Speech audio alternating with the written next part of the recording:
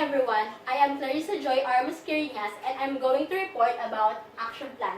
So my learning objectives will be to understand action plan and its importance and to know how to properly write and present the action plan.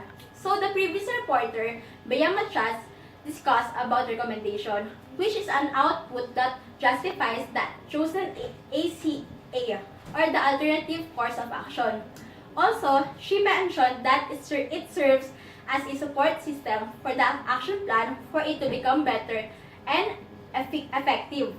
Developing an action plan helps the entity turn its vision into actual action or reality. It describes the way the entity achieves its objectives and goals through detailed action or plan. These steps describes the how and when the action will be taken. So for my report, the action plan, I will discuss the following topics. So what is an action plan? What are the criteria for a good action plan, including the 3 C's and the principles of STRUMP, and then the importance of action plan, and then how to properly write an action plan. So what is an action plan?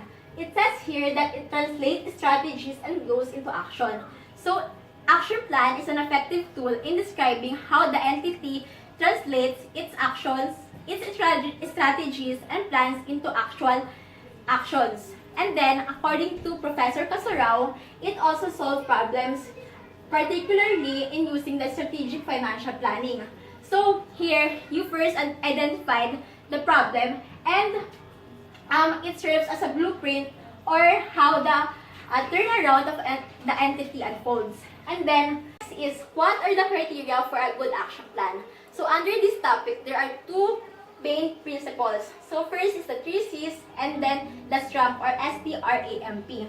So 3 C's stands for complete, current, clear, while STRAMP stands for S for specific, T for time bound, R for reliable, A for attainable, M for manageable, and P for profitable.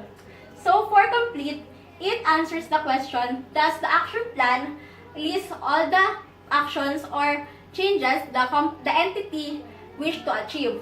For the current, does the action plan reflect the current work and does it anticipate the emerging opportunities and barriers? And then for the clear, is the action plan anticipate who will do what by when? And for STRUMP, so for specific, is the action plan well defined? Next is time bound. Time bound serves as the time limit to create urgency or focused effort. It also tracks the progress. Next is reliable. Is the action plan consistent in good performance or quality? And then next is attainable. Is the action plan within the reach or capable of being done? Next is manageable. Is the action plan capable of being controlled or achieved?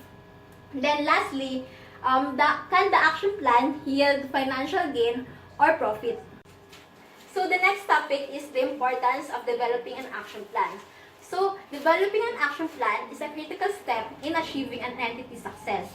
Next, it also increases the credibility, effectivity, efficiency, accountability, and initiative in an entity. Next is shared responsibility of working together to take active in the important areas.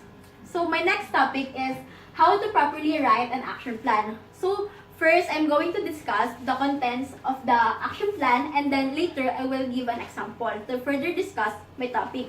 So action plan consists of the following. It consists of strategic action, policy, course of action, objectives, people involved, time frame, cost involved, expected returns, possible hurdles, success indicators, and evaluative tools. So, for the strategic actions, this is the recommended ACA or the best chosen alternative course of action. Next is the policy. This policy is a course of principle or action adopted by the entity. And then, next is the course of action. These are the plans or methods to achieve the goals and objectives of the entity. Next is the objectives or the measurable targets of a specific course of action. Next is the people involved. This includes the people that take actions or involved in a specific course of action. So for the time frame, it is a period something is planned to take place. And for the cost involved, it is a detailed cost breakdown in implementing a specific course of action. And then, for the expected returns, it is the anticipated profit in implementing the strategy or course of action. Then, the possible hurdles refers to the problem, difficulties, or on the process that prevents the entity to achieve its goals or objectives. Next is the success indicators, which evaluates the success of the entity in pursuing its objectives and goals. And then, the evaluative tools, which is the tool designed to measure the success of a certain course of action. So to further discuss my report, I have here an example of action plan of the Pilipinas Shell Corporation. So I will give 3 specific course of action. So as you can see in this example, the headings are composed of course of action, objectives, people involved, time frame, cost involved, possible hurdles, success indicators. So for the first course of action is the meeting of board trustees with the concerned departments. So its objectives is to examine and discuss the existing problems in each department. So the people involved in this specific course of action is the board of trustees, finance, marketing operations, and management department. So for the time frame, it will take 2 weeks, and the cost involved will be 150,000. For the next specific course of action is the meeting of everyone involved in the IPO.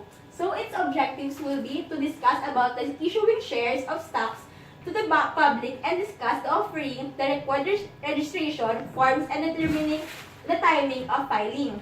And the people involved in this course of action will be the company management, auditors, accountants, the underwriting banks, and the lawyers from all sides. So the time frame will be 1 month and it will cost about 150,000.